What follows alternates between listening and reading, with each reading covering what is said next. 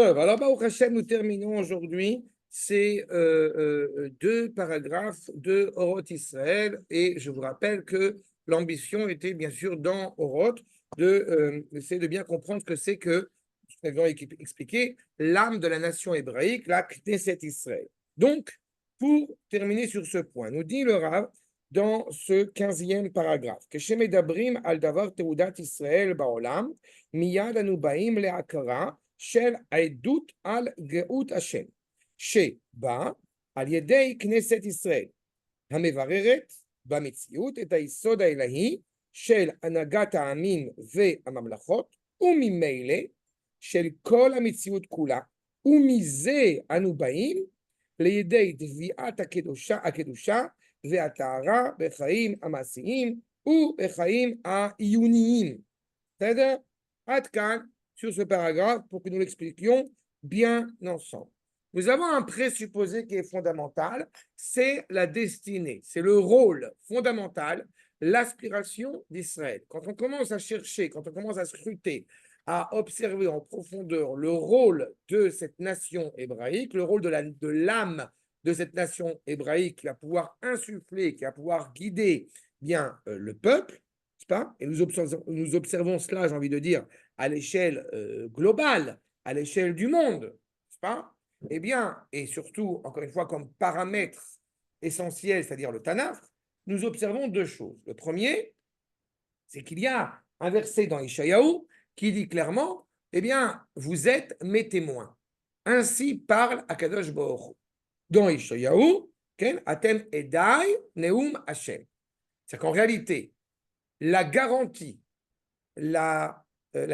de la révélation, de la présence d'Akadosh Baruch Hu dans la réalité de toute la création, c'est le fait que Israël en témoigne.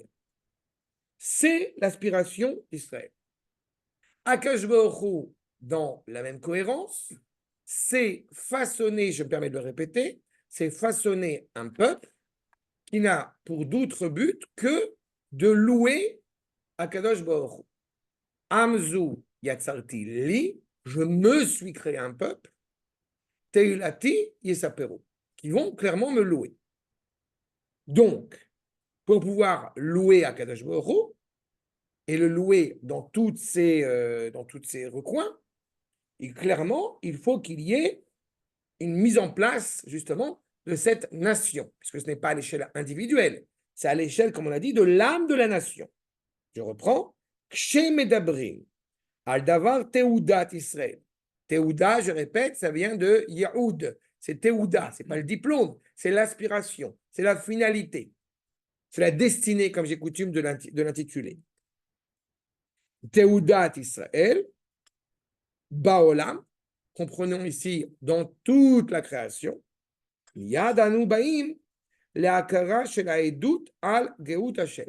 Nous venons en guise de témoignage à l'égard de la grandeur d'Akadosh Baruch Hu. Pourquoi Geut Hashem? Ga'ava, ça vient d'orgueil. En réalité, on se rappelle dans la Shiratayam, Gao Ga'a. Le seul qui peut être habilité à être orgueilleux et que cela ne soit pas vécu comme étant une réalité négative, c'est Akadosh Baruch Hu. Pourquoi? Parce qu'il n'y a aucun comparatif. Toute personne qui voudrait être orgueilleuse, elle sera toujours peut-être plus intelligente ou plus élevée que quelqu'un d'autre, mais toujours moins que quelqu'un d'autre. Tu es grand. Tu es grand parce que tu es plus grand que lui, et tu es plus petit qu'un autre. Akadosh Baruch Hu, il est gadol, par essence. Donc, cette finalité profondément animée chez Am Israël, je répète, dans l'âme du peuple juif, elle n'a de sens que pour révéler Akadosh Baruch Hu. Plus que ça, dira le Rav Kook dans un autre passage, justement, dans Oroth, sur le fait que quel est le rôle de l'État au sens où nous l'employons? C'est le fondement même du trône d'Akadosh Baruch Hu. Medina, qui sait Malchut Hashem Baolam. Le fondement même. C'est-à-dire, à partir du moment où il y a un État d'Israël, ça y est.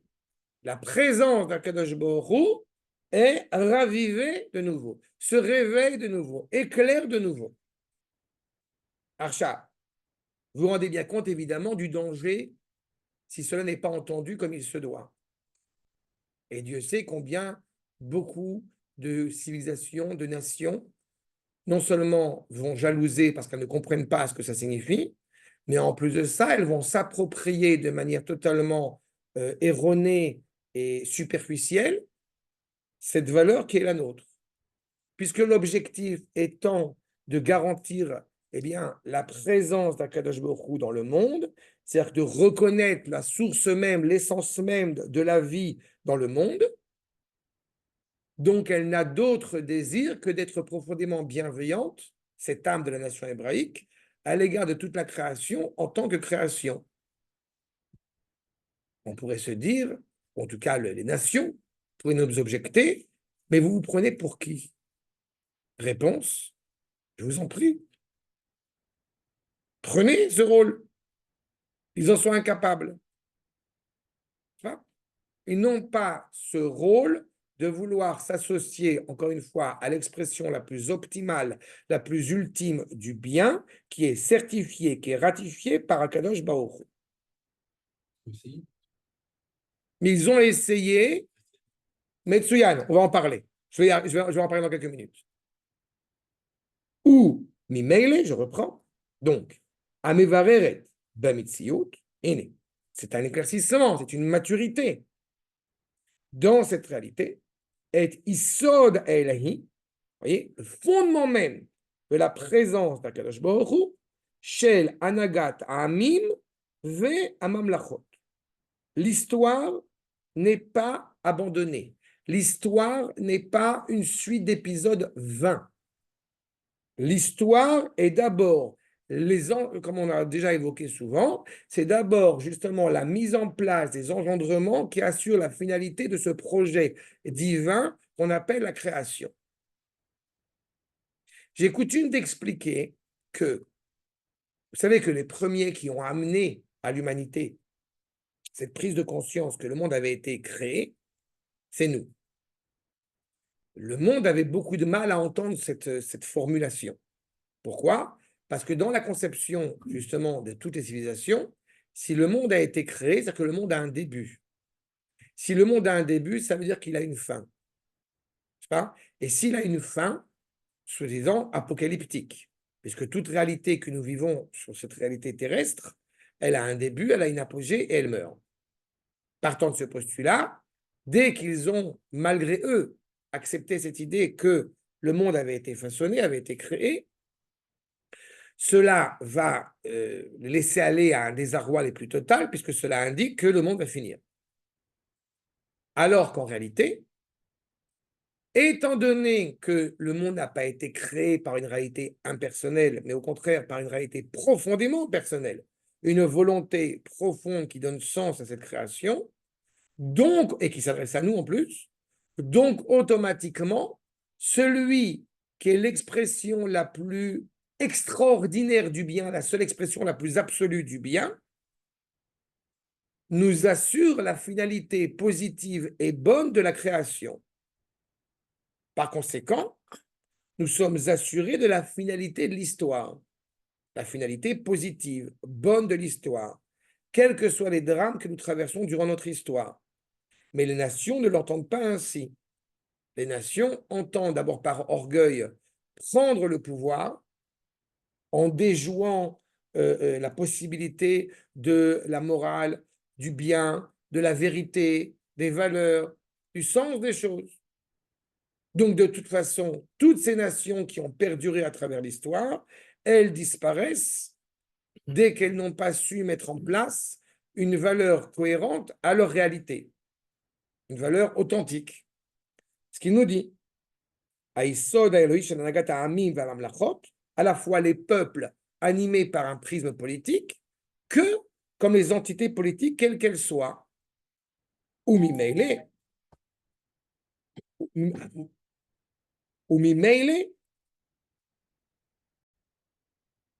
donc, nous sommes en train d'évoquer dans ces deux derniers paragraphes cette idée qu'effectivement, la nature profonde de l'âme d'Israël eh bien, elle est là, puisque c'est le sens profond que nous avons évoqué, de révéler cette pensée, cette parole, cet acte, cette complétion d'Akadosh Baruch Hu.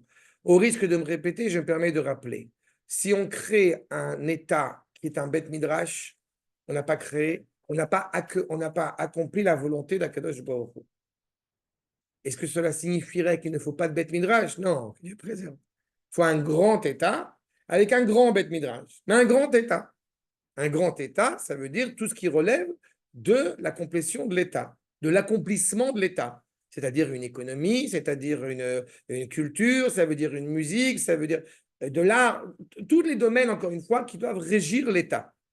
Et c'est très compliqué de réfléchir consciencieusement à cela, parce que pour reprendre la remarque qui a été vraiment évoquée tout à l'heure, pendant 2000 ans, nous n'avons pas été un État. Pendant 2000 ans, une grande partie, je rappelle, de nos talents était en léthargie, était dans le coma. Et on s'est habitué à cette léthargie. Qu'est-ce qui se passe quand on fait du sport, on fait plus de sport, on fait du sport, ceux qui font du sport, et qu'il y a des muscles qu'on n'utilise plus, bah, ils finissent par s'endormir. Et on oublie même dans leur existence. Pas vraiment en léthargie, c'était au bénéfice des nations où on se trouvait. Non, parce qu'on était en exil. Étant en exil, eh bien, il y a plein de domaines. Non, c'est pas seulement au bénéfice des nations, parce qu'il y a plein de domaines. On a aidé les nations pour se construire, mais on ne les a pas énoncés au nom du Kodesh. Tu n'as pas d'économie, c'est ça la notion. Oui, mais la culture, c'est pareil. C'est-à-dire que la culture, elle a été influencée, elle aussi, par une influence mutuelle avec le monde qui nous entourait, mais on n'a pas eu de musique dite de musique juive, de musique, etc. On n'a pas eu de musique hébraïque authentique. On a eu une musique qui a été judéo, ce que vous voulez, mais pas une musique hébraïque. D'accord? Ce sont des nuances. Vous allez entendre dans des chants de nos frères ashkénazes quand même des similitudes avec les mélopées polonaises. On va entendre dans des chants d'Afrique du Nord beaucoup de similitudes avec les chants andalous les plus anciens qui existent. D'accord? À titre d'exemple. Bon, et ben, ça a été le cas aussi par rapport à l'art. Vous voyez une Hanoukia, comment est-ce qu'elle est, même le terme de Hanoukia est quelque chose de nouveau dans l'hébreu moderne, en réalité. On parle de la Ménorah de Hanouka. Et même, par exemple, une Hanoukia qui va être construite dans le monde ashkénaze ou dans le monde en Afrique du Nord, elle n'a pas les mêmes éléments, elle n'a pas la même forme, elle n'a pas la même conception. On revient en Israël en train de retrouver une cohésion, une cohérence. D'accord? Mais le problème, c'est que quand on vient énoncer cette idée que nous parlons au nom d'Akadosh Baruch Hu, nous parlons pour la parole d'Hachem, nous sommes la révélation de Hachem. N'oubliez pas, on a déjà évoqué cela dans un coin de notre tête, que la réalité où depuis maintenant 2000 ans, eh bien, il n'y a pas de prophétie, c'est parce qu'on est malade encore. Pas? Nous n'avons pas encore atteint l'aspiration qui est la nôtre, c'est-à-dire à retrouver une parole vivante, énoncée par la créature, entendue directement par Akadosh Baruch Hu. Celui qui éventuellement, eh bien, s'avérerait dire qu'il est prophète, en général, il est à l'hôpital psychiatrique. C'est rare qu'il soit un homme, voilà, un homme conscient de ce qu'il dit. Pourquoi? Parce qu'on n'est pas. Parce que personne ne va dire, moi, c'est moi le prophète. Parce qu'il y a des halachot. Mais on n'a pas à prévoir ou à dire que ça n'existe pas. Ça ne peut pas Je n'ai exister. pas dit que ça n'existait pas. Ça n'existe plus. Mais ça va réexister. Non, mais ça n'existe plus. Ça n'existe plus. Ça Pour ne le peut moment, pas exister. non, pour le moment, ça n'existe plus. Si tu me demandes, et on l'a déjà évoqué, si tu me demandes est-ce que des gens ont eu des soupçons, de la poussière, des prémices, des balbutiements de prophétie, voire même de la prophétie vraiment, il y en a un. Il y en a un. C'est pas moi. Hein. Non, je sais. Il s'appelle le Rav Kook. C'est Le Rav Nazir, il a dit, le Rav David Cohen, il a dit que le Rav Kook avait renouvelé, et on voit dans des textes vraiment des élans prophétiques. Oui, mais c'est pas de mais c'est le Rav Kook. C'est l'air, mais parce qu'on hier. Hein. C'est l'air, parce qu'on est revenu en Eretz Israël depuis 2000 ans, on n'y était pas. Oui. Pendant 2000 ans, il n'y avait pas de prophétie. Maintenant qu'on revient en Eretz Israël, on retrouve la terre de la parole, et par conséquent, là, doucement, on réintègre notre réelle identité. D'accord? Notre seul prophète à nous, en ce moment, ce serait Mashiach. Enfin, non, quel rapport avec le Mashiach? Quel rapport avec le Mashiach maintenant? Non, mais parce que prophétie Le Mashiach n'a rien à voir avec n'a la rien à prophétie. voir, mais Le Mashiach est une entité c'est le politique. mot qui fait peur, être prophète. En hébreu, On te retourne 2000 ans en arrière. en hébreu, le Navi, c'est doué de parole. Ça n'a rien à voir. Le prophète, c'est pas Nostradamus. D'accord? Le Navi, c'est celui qui est doué de parole. C'est celui qui est capable de retransmettre de manière intacte l'expérience prophétique qu'il a eue, qu'il a vécue en général la nuit. Et on avait fait ça dans des Hashem. On avait, avec le Ramchal, on l'a évoqué abondamment. Et cette idée de pouvoir restructurer, redire, et lui-même, on n'est pas forcément conscient de ce qu'il dit. Mais quand il veut s'avérer comme étant prophète, c'est pour ça que je dis qu'il y a l'hôpital psychiatrique. Parce que quelqu'un qui va s'avérer être prophète, ou qui va se prétendre être prophète, on vérifie d'abord que ce qu'il dit n'est pas en contradiction avec la Torah de Moshe. Quelqu'un qui viendrait et qui dirait « Je suis prophète, j'ai marché sur l'eau, j'ai transformé du pain en poisson », eh bien, c'est tout sauf un prophète. C'est éventuellement un bâtard, on en a un dans notre histoire, mais ce n'est certainement pas un prophète. C'est clair pour la petite allusion humoristique? Voilà. Mais on va y revenir. On va y revenir parce que le Rav parle de la chrétienté, justement. En tous les cas, ce qui est certain, c'est que dans ces engendrements historiques, il peut y avoir une dimension qui se voudrait nationaliste au détriment des nations. Ce n'est pas notre propos. D'accord? Il y a cette nuance. Il y a une expression que j'aime beaucoup du Rav Avraham Livni à la Shalom, d'être un nationalisme cosmopolite. C'est-à-dire, il y a un oxymore dans le propos. D'accord? Et c'est exactement la problématique. Nous sommes le cœur de l'humanité. Apparemment, nous sommes le cœur doit fonctionner comme il se doit. Le sang doit circuler. Pour que le sang puisse circuler, il faut que le cœur soit en bonne santé. Dès que le cœur est en bonne santé, le sang circule. C'est pas? Mais quand le cœur n'est pas en bonne santé, ce qui était le cas pendant 2000 ans, alors automatiquement, le monde va mal. Ça s'appelle le livre de Rav Avraham. Le retour d'Israël ou l'espérance du monde. J'ai écouté un cours cette semaine, Mahon Meir, il y a un jeune Rav en hébreu qui a fait un cours sur lui. Et il a rencontré sa femme Nelly. Et alors, justement, il a parlé, je ne me rappelle pas qu'il donnait le retour d'Israël ou l'espérance du monde ou Shivat Zion Esla'amim.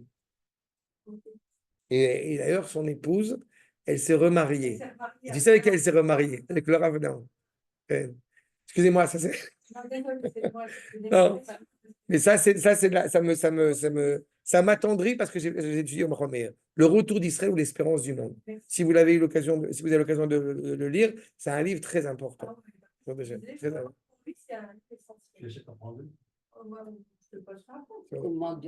Shivat Zion Esla'amim. En tous les cas, vous avez cette idée. Je poursuis. Donc, mi-mailé. Je reprends là où j'étais arrêté. Mi-mailé, okay, chapitre 15. Paragraphe 15, pardon. Ou mi-mailé, chez le kol mitziut kula. Ce n'est pas seulement à l'échelle. Vous savez, pourquoi on n'est pas comparable à aucune autre nation? Pourquoi nous ne sommes pas la race aryenne, par exemple? Pourquoi cette comparaison serait totalement abjecte?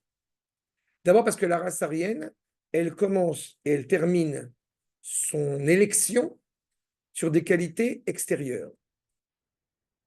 Première chose. Deuxième point,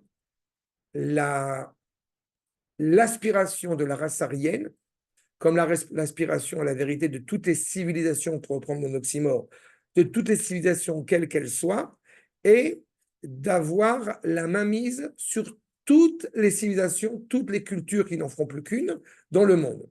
Enfin, comme j'aime à le répéter malheureusement, quel est l'objectif de la race aryenne? C'est que tout le monde soit aryen. Et ceux qui ne le sont pas, qu'ils meurent. Quel est l'idéal de la chrétienté? Que tout le monde soit chrétien. Bon, évidemment, aujourd'hui, c'est un peu plus compliqué pour eux, tant pis pour eux, mais c'est une réalité. Quelle est l'aspiration de l'islam? Que tout le monde soit musulman. Quelle est l'aspiration du peuple juif? Pour deux personnes. On écoute la paix. Non, je ne suis navré, c'est pas. Vous avez tous les deux dit quelque chose qui peut être entendu de manière synonymique, mais ce n'est pas exact. Il y a une aspiration pour l'âme Israël. L'aspiration profonde pour l'âme Israël, ce n'est pas qu'on nous foute la paix. Vous l'avez ici. Kol amin, anagat amin va mamlachot, umimeile, kol amitziut kula. Ce n'est pas seulement à l'échelle des nations, ce n'est pas seulement à l'échelle de la terre entière, c'est à l'échelle de tout le cosmos. Il y a une volonté que le monde soit bienveillant, que le monde soit inspiré par la volonté de faire le bien. Et dussé-je me répéter, c'est quoi que le monde fasse le bien? C'est que le monde soit animé par la volonté de servir Akadosh Baruch Hu par le prisme d'Israël, par le biais d'Israël, mais en tant que non-juif. C'est pour ça que j'ai dit qu'on est un cosmopolite, un nationalisme cosmopolite. Il est fondamental que nous soyons profondément patriotes, profondément nationalistes, mais il s'avère que ce nationalisme est profondément bienveillant pour le monde entier, pour toute la création. Donc la distinction doit demeurer entre Israël et les nations, mais pas au détriment des nations. Si on dit l'avdil entre les Kohanim, les Lévi'im et Israël, je pense que vous êtes conscient qu'il n'y a aucune volonté de la part ni des Lévi'im ni des Kohanim de détruire Israël. Bien au contraire, il y a une interaction entre ces trois cercles qui est essentielle. Si on dit l'avdil ben Israël et Amim, ça veut dire qu'il y a une volonté, là encore une fois, d'arriver à un mot qui soit le socle le plus serein pour accueillir la présence d'Akadosh Baruch Hu en son sein, c'est-à-dire à Yerushalayim, et de Yerushalayim vers le monde entier. Et on a en plus la certitude que cela sera fait. Pourquoi? Ou miser anubaim leyedet dviat kadusha ve'atara bechayamaasim. Premier point. Il a commencé par Maasi, après il passe à Ioni. Alors d'abord, il faut qu'on explique. Pour pouvoir parfaire cette réalité, eh bien, il suffit que tu te sentes juif. Ça suffit? Non. Bon, alors il suffit que tu mettes les tefilines tous les matins. Non plus. Alors comment on fait pour que le monde soit corrigé, soit parfait? Eh bien, va te confesser tous les dimanches matins. Non plus. Comment tu me parles de sainteté? C'est quoi là? Moi, je sens la sainteté. Je sens la sainteté. C'est-à-dire, tout cela, ce sont des bêtises monumentales. Le Rav est d'une précision, mais extraordinaire. Pour pouvoir mettre en place ce projet, c'est-à-dire le réaliser dans les faits, concrètement, à nous, Baïm, nous venons avec une exigence, avec une demande, avec une volonté de se rattacher à la sainteté. De manière objective. La sainteté, là encore une fois, c'est un point qui m'est essentiel. La sainteté, ce n'est pas le sacré. La sainteté, elle est objective. Le sacré est subjectif. La sainteté, c'est-à-dire que la présence d'Akadosh Baruch Hu, qu'on le ressente ou qu'on ne le ressente pas, elle est juste derrière le kotel. Ça, c'est la sainteté. Cette terre est Eretz HaKodesh. La terre porte en elle l'expression de la sainteté en tant que telle. Que j'en fasse partie, que je n'en fasse pas partie, que je la ressente, que je ne la ressente pas. Mais nous avons cette exigence, nous avons cette volonté d'être attachés à la sainteté et à la pureté. Qu'est-ce que la pureté? Non, ce n'est pas le contraire de la saleté. À Tahara, ça veut dire qu'on est rattaché à l'élan vital. On avait déjà évoqué cela. Tout ce qui relève de la pureté est rattaché à la vie. Tout ce qui relève de l'impureté est rattaché à la mort. Notre objectif, c'est d'arriver à une expression la plus optimale de cet élan vital qui, encore une fois, va ratifier cette expression de la sainteté. Mais qu'est-ce que la sainteté? Demandez dans le monde entier quand un homme, il est saint. Alors, c'est quoi un homme saint? C'est un homme qui est coupé du monde. C'est un homme qui vit dans un monastère, il va à la Mecque. C'est un moine bouddhiste. D'accord? Ça va comme exemple? Vous avez d'autres exemples à me donner? C'est une présence permanente. La sainteté, c'est un homme qui vit, qui est marié, qui a des enfants, qui rigole avec ses enfants. Oh, oh. Mais c'est là, Tesharim, le Ramchal. Vous avez différentes étapes pour arriver à la sainteté. On arrive à la prichout et après on arrive à la sainteté. Le Ramchal, il met en évidence que d'abord il y a une sorte de recul, l'ifroche, il y a un recul par rapport au monde pour ensuite mieux le réintégrer. Dans la paracha de Kedoshim, il est inscrit Veitem Kedoshim. Et vous serez donc animés par la sainteté. Pourquoi? Réponse, parce que Ani Kadosh. C'est pas moi, c'est Kadosh. Veitem Kedoshim, qui Ani Kadosh. Traduction, explication de Rashi, Veitem Kedoshim, Veitem Perushim. Donc dans ce cas-là, ça voudrait dire que si on veut être rattaché à la sainteté, il faut se couper du monde. Non. Ce qu'a dit Rashi ici, encore une fois, est d'une précision et d'une concision importante. Tu ne peux pas arriver à la sainteté si tu n'as pas pris d'abord du recul par rapport au monde. Rabbi Nachman de Breslev utilise une expression que j'aime beaucoup, c'est la hamtaka. Ça veut dire quoi? C'est l'adoucissement. Ça veut dire quoi? Je jouais de la guitare, je fais du hard rock. Et maintenant, non, parce que j'ai fait tchouva, alors je ne joue plus de la guitare. Si je m'arrête là, ben c'est parfait, c'est la pré-shoot. Non. Rabbi Nachman aussi va dire cela sur le fait que maintenant, je joue de la guitare. Ça veut dire, ta teshuva, elle est accomplie. Parce qu'avant, tu as joué de la guitare pas comme il fallait, tu t'es coupé de la guitare, et maintenant, tu joues de la guitare. Mais tu joues de la guitare, mitor kodesh, avec le kodesh. C'est la dvia adusha b'chaim ma'asiim. C'est les mitzvot. Akadosh Baruch Hu, il va accroître le nombre de mitzvot possibles pour qu'on puisse servir Akadosh Baruch Hu à chaque instant, à chaque moment. Tu as mangé un petit bout de gâteau, vas-y, fais une bracha. Tu as acheté une voiture neuve, Shechianu. Tu as acheté une maison en Eretz Israël. Le jour où tu es monté en Eretz Israël, tu ne fais pas ta chanoun. Allez, une mitzvah de plus. Chaim ma'asiim, qui sont entendus et qui sont compris grâce à un deuxième postulat essentiel, ou bechaim ha'iyunim, c'est-à-dire la pensée. J'ai étudié.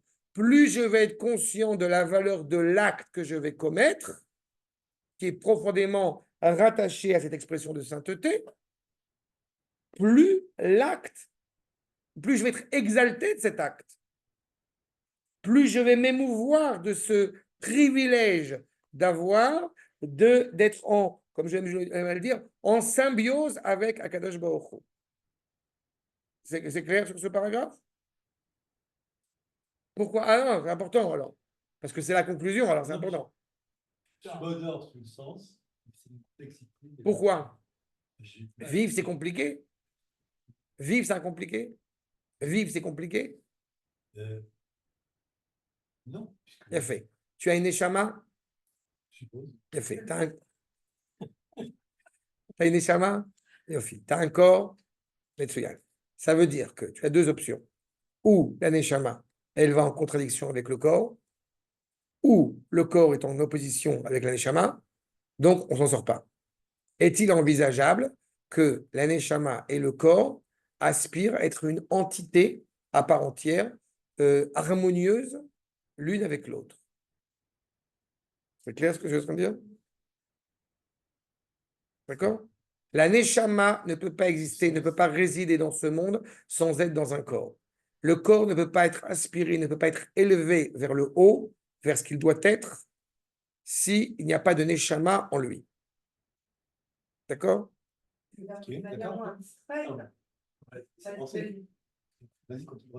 Ça veut dire que Akadosh Baruch Hu, je te rappelle, il a dit à Avraham Avinu, Esra Goy Gadol.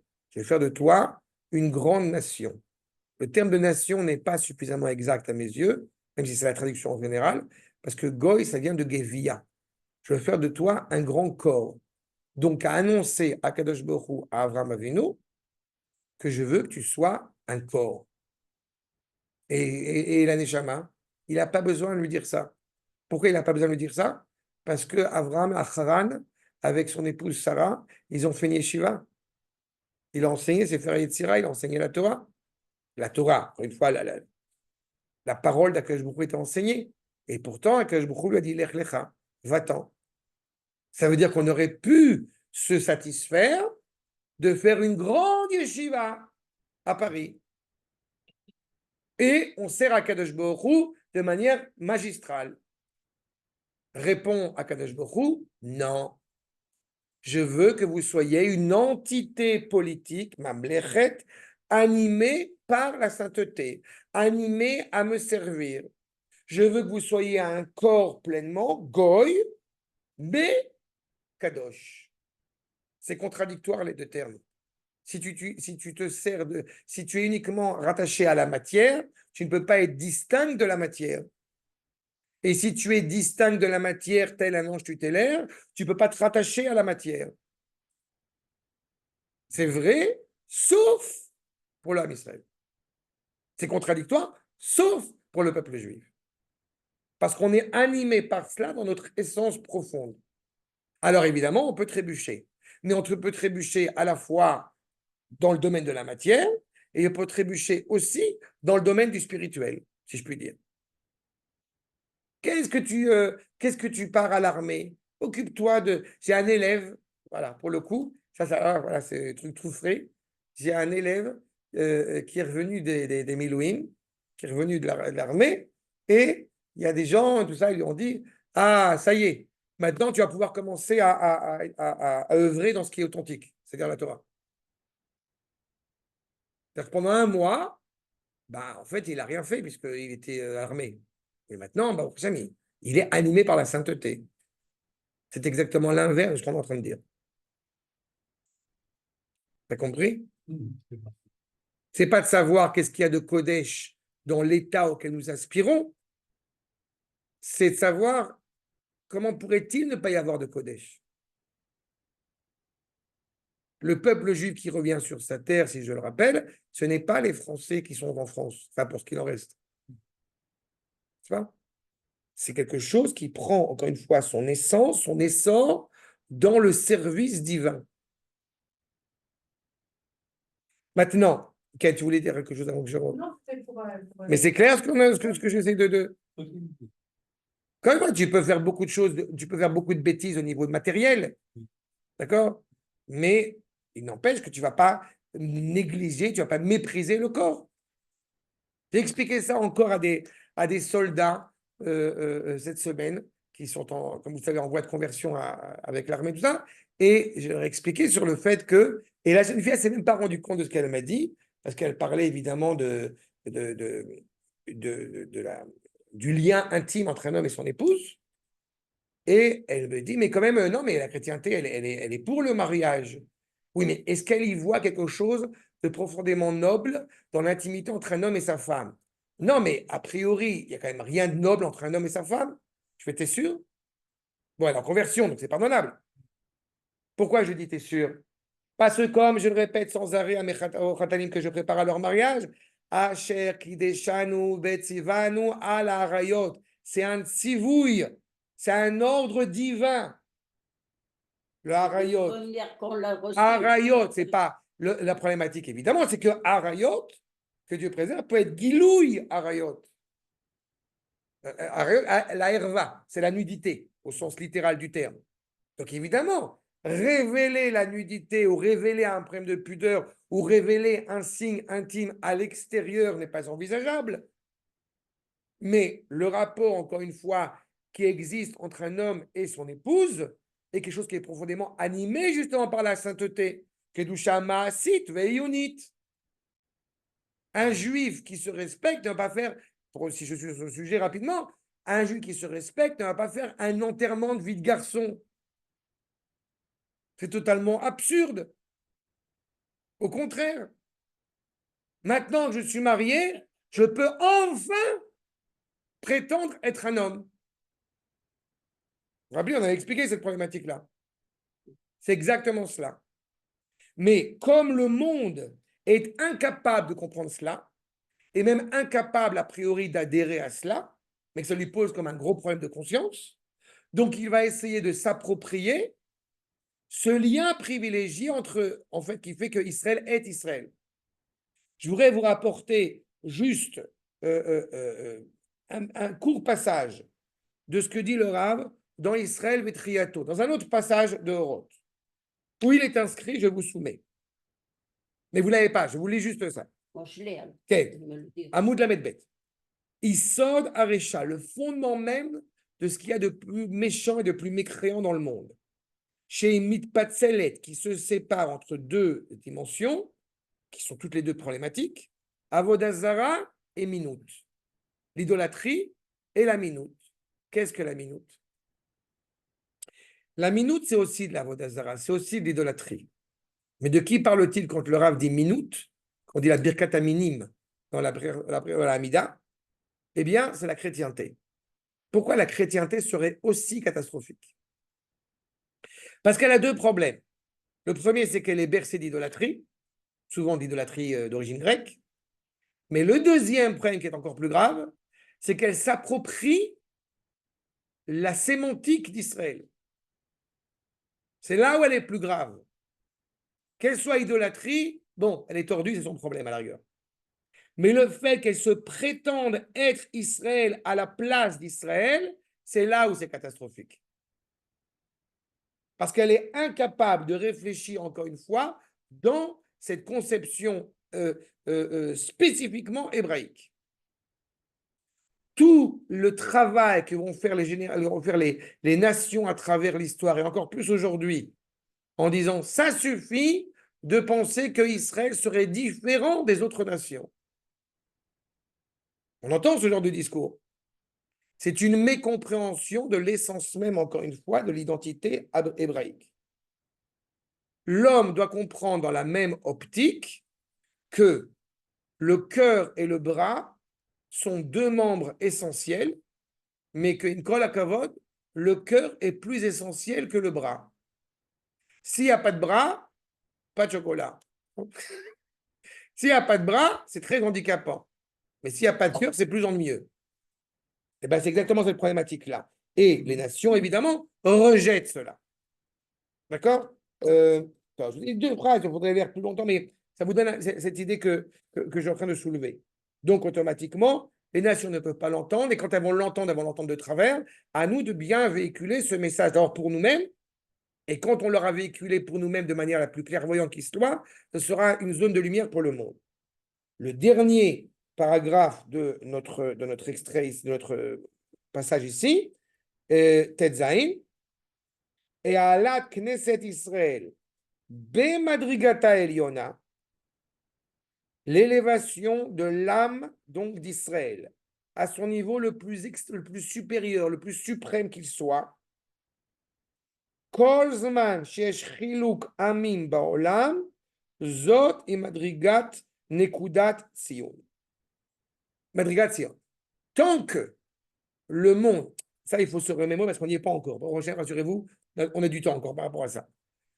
À la fin des temps, nous parlons du fait qu'il n'y aura plus besoin d'apporter des sacrifices animaliers. Pourquoi? Parce que toute la création s'élève, et comme l'homme se distingue clairement de l'animal, par conséquent, il n'y a plus besoin d'apporter des sacrifices animaliers. Quand on arrive à la fin des temps, toute la création s'élève. Donc, qu'est-ce qui y est dit, surtout chez les Mekoubalim? C'est cette idée que Israël devient Lévi, Lévi devient Cohen, Cohen devient Cohen Gadol, etc., etc. Et les nations deviennent Israël. Donc, il y a une élévation constante. Pour le moment, tant que nous ne sommes pas encore arrivés à cette élévation-là, le sacrifice animalier devient fondamental parce que nous ne sommes pas encore totalement distingués, vu nos instincts peut-être parfois qui sont un peu bestiaux, nous ne sommes pas distingués totalement de l'animal, par conséquent, il est impératif de savoir se distinguer de l'animal. Mais viendra le moment où justement, toutes ces frontières, toutes ces limites vont tomber et n'auront qu'un seul objectif, servir à Kadosh Baruch Hu. Toutes les populations, toutes les peuplades, la création qui peut exister, qui peut résider dans le monde, ce sera son seul objectif. Avec plaisir.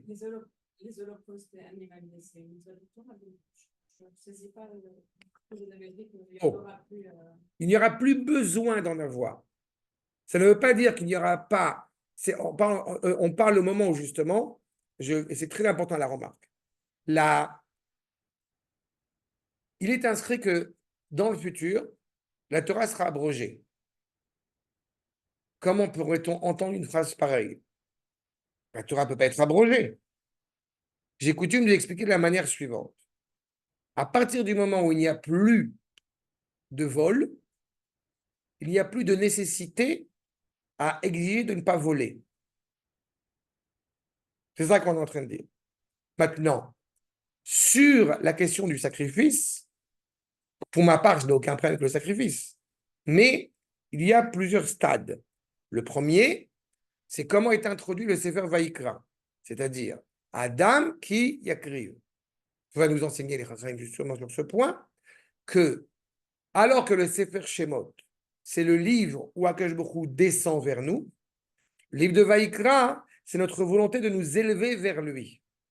Et il se trouve que quand l'homme veut s'élever vers Akadosh Baruch Hu, alors on pourrait, mais ce n'est pas ce que je vais dire, on pourrait se dire d'un point de vue historique, il était usuel d'apporter des sacrifices, par conséquent, eh bien, comme les nations apportaient des sacrifices à titre idolâtre, alors nous aussi on veut faire un culte qui va servir à Akadosh Baruch Hu. Retenez bien ce que je dis maintenant parce que ça pourrait nous induire en erreur. Ce que j'ai dit maintenant, c'est exactement ce que dit le Rambam dans le Guide des Égarés. Sauf que le Rambam, au Hashem, il n'est pas schizophrène. Ça veut dire que le même Rambam va écrire dans un ouvrage de Halakha qui est bien connu, Ilchot Bet HaBechira, les lois sur le Bet HaMikdash, que la mitzvah à faire dans le Bet HaMikdash, c'est d'y travailler. Sous-entendu, d'y apporter des sacrifices. Alors, comment est-ce possible? Réponse.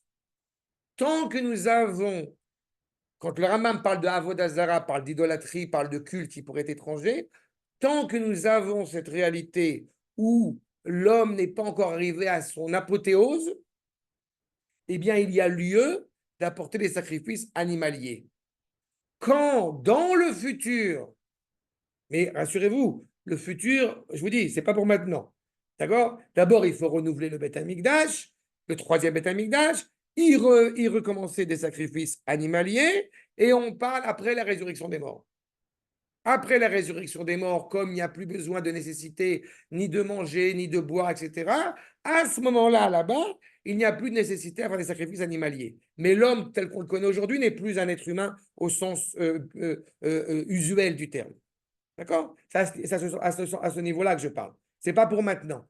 D'accord? D'accord? Mais ce n'est pas pour maintenant. Mais vous avez ça dans le Rambam qui développe cela. Et pourquoi j'ai dit faire attention à que ça ne nous induise pas en erreur? Parce que certaines personnes mal intentionnées, comme notamment Mendelssohn, qui va expliquer que justement le Rambam l'a démontré, les sacrifices étaient nécessaires dans le passé, ils ne le sont plus aujourd'hui. C'est ce qu'il va certifier pour un certain nombre de bêtises qu'il va après formuler. Mendelssohn, vous savez là ce cas-là, on a le droit. D'accord? Mais en réalité, que Dieu préserve, ce n'est pas mon propos du tout.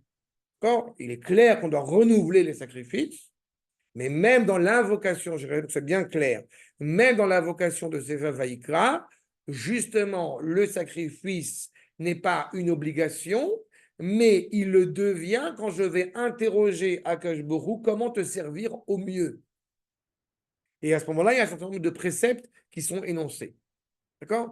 Et en plus, là, la juste remarque que vous avez évoquée sur ce qu'on appelle la Hola, donc traduit en français par l'Holocauste, eh bien, on a toujours en tête que la première évocation de sacrifice n'est pas une destruction, n'est pas pour réparer une faute, mais d'abord et avant tout pour exprimer l'amour que nous avons à l'égard d'Akadosh Baruch Hu. D'où le fait que ce soit justement une Hola qui monte tout entière vers le haut. D'accord?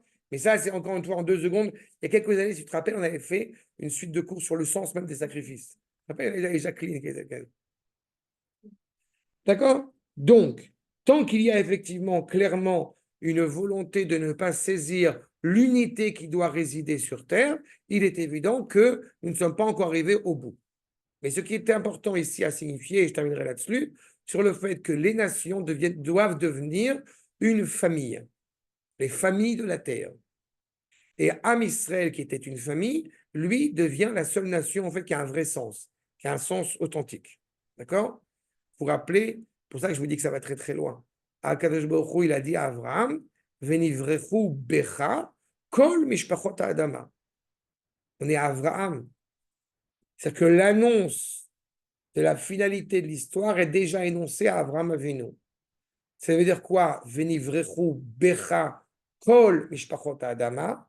Ça veut dire que tu deviens par là même la source même, la raison même de la bénédiction chez toutes les familles de la terre qui vont se rattacher à toi. Qu'est-ce qui pourrait se produire chez les familles de la terre qui ne voudraient pas se rattacher à Abraham, j'insiste, Abraham? Eh bien, que se passera-t-il pour elles?